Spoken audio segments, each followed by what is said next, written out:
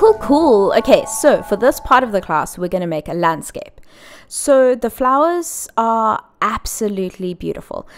One of the most amazing things in the Western Cape is every September when the flowers come out, and it's not the individual flowers that make it beautiful, but it's more the atmosphere and the feeling of this giant field that's just filled with life and color and just like a celebration of nature, which makes me really happy. And I think that that's what I'm trying to convey with this landscape, which I think is really important. Before you go into a piece, you should always think, what emotion do I want to impart upon this piece? Okay, so we started off with a green that had a lot of yellow in it so that it was warm and felt really close. And then I wanted to push the further bushes and just the rest of the field further back, just so that you can get that feeling of how immense the scale of this is. So to do that, I added a little bit of water and then I added blue. And that made the green a little bit cooler and a little bit more like a shadow color. And then I added even more blue, and that gave me a sort of even darker tone so that it could create a little bit more shadow. So a pro tip whenever doing anything with nature is to be random. So you saw when I was making the trees, or well, the bushes, because you don't really get trees in Cape Town.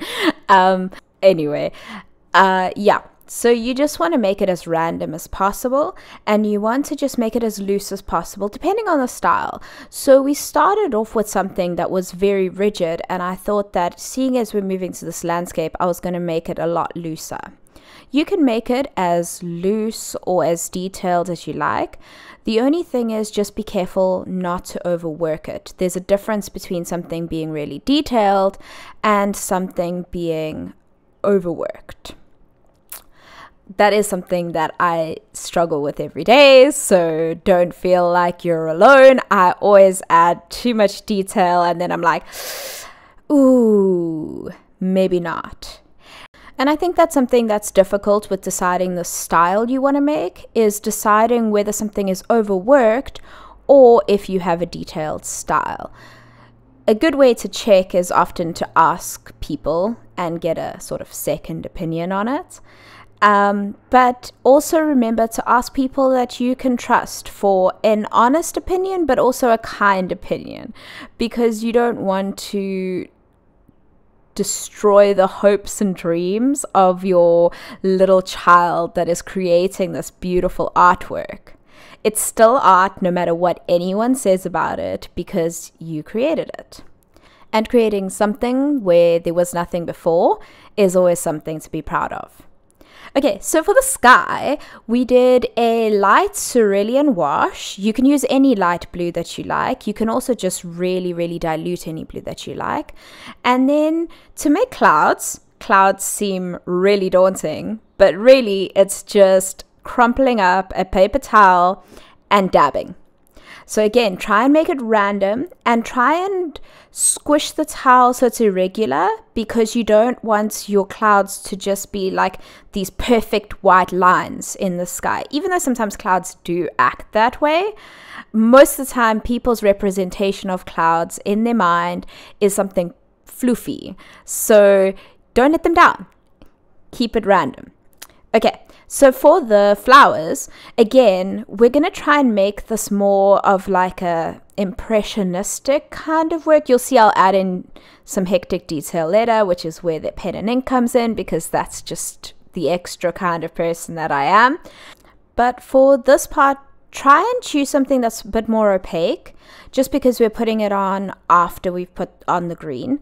So maybe use a cadmium red and a cadmium yellow mixed together, or any other opaque yellow or opaque red mixed with a more transparent red or yellow. And then I just went in with the same yellow, making more flowers. So remember with these flowers, you'll be able to see that I've used like a very almost childlike representation of the flowers, where it's just sort of a star, It's just petals coming away from a point, and sometimes I've done a full star, sometimes I've done a half star, and those are to represent the flowers that are facing away from us or facing directly upwards versus the flowers that are looking straight at us. And then there's also these gorgeous little cute pink flowers that appear between the daisies, and I just sort of dotted in some colors for those. So now we go in. I've gone in with the finer version of the pen, the 0.2 nib. And I'm basically making tiny versions of the previous two flowers that we drew. So they are tiny and they're going to look very childlike at first. But what you can do is you can add a variation in the direction of the flowers. So for example, the ones that you're seeing me do now are straightforward, looking directly at us kind of flowers. And then I move into doing sort of 3/4 flowers where you'll have smaller petals facing the viewer and longer petals facing outwards. And then I also just added a little bit of detail to the bushes as well. And again, this is just random, absolutely just little swirls that I draw with my pen without thinking too much about it, just to give the overall cohesive idea of this being a complete work that is made with the intention of having detail added with pen and watercolor adding the color and the, I guess, to me, the emotion of the piece. So if you wanted to, you could see that the previous version of this was also equally fine. Like you could have just left it very loose, very free, and that's up to you. Remember that any person teaching any form of art is always doing it in their style. So it's up to you to decide if that's for you or not for you.